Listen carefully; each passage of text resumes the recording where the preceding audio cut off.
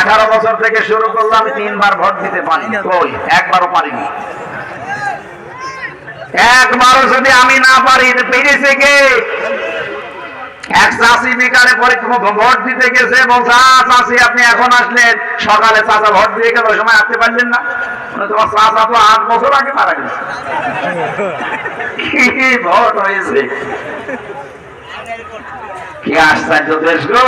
আর ওরা দেখে সাবেক এমপি, সাবেক মন্ত্রী যত টাকা খেয়েছেন এই 16 বছরে সব টাকা ফেরত দেওয়া লাগবে, নয়তো 18 কোটি মানুষের পক্ষ থেকে কোনো মাপ নেই। কিসের রাস্তা ফেরত পড়েন আপনি? আমার সাথে ওসি ছিল এই পাশে, আপনাদের ফেনি না এখানকার, আমি নাম নিলাম না, ওসি ছিল আমার সাথে 8 বছর।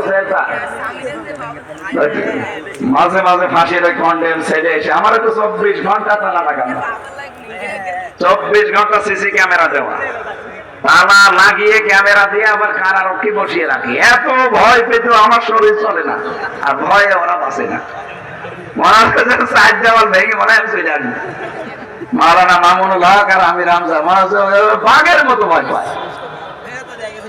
কি আমি কি বলি এত বলেন তো? আমার মতো নরম ওয়াজ বাংলাদেশে কেউ বলে না, একেবারে নরম নরম কথা বলি না, আমি যা বলেন সব কইছে গিয়ে লাগে।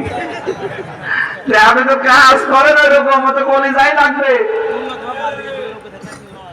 আমার এসে বলছে হুজুর আমি একটা তওবা করেছি, দেখেন তো আমার তওবা কত দূর গেল।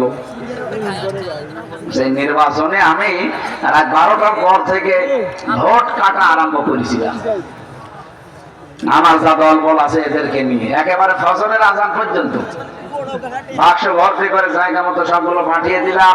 এবার পবিত্র হওয়ার জন্য গোসল করলাম, ওযু করে 2 রাকাত নফল নামাজ পড়ে বললাম আস্তাগফিরুল্লাহ। আমার তওবা কত দূর না, মাথার উপরও চাইনি। কিসের তওবা? আপনি কি আল্লাহর কাছে দোষ করেছেন যে আস্তাগফিরুল্লাহ পড়ছেন? আপনি দোষ করেছেন হামজার কাছে। এক কথা বলেন না কেন?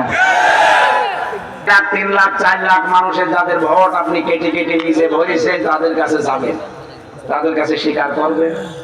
ওরা যদি বলে ঠিক আছে মাফ করতে পারে, 2টা করে লাঠি দেবো, তাই লাঠি খাবে, যা বলবে তা করবে। কারণ আমার তওবার নিয়ম হচ্ছে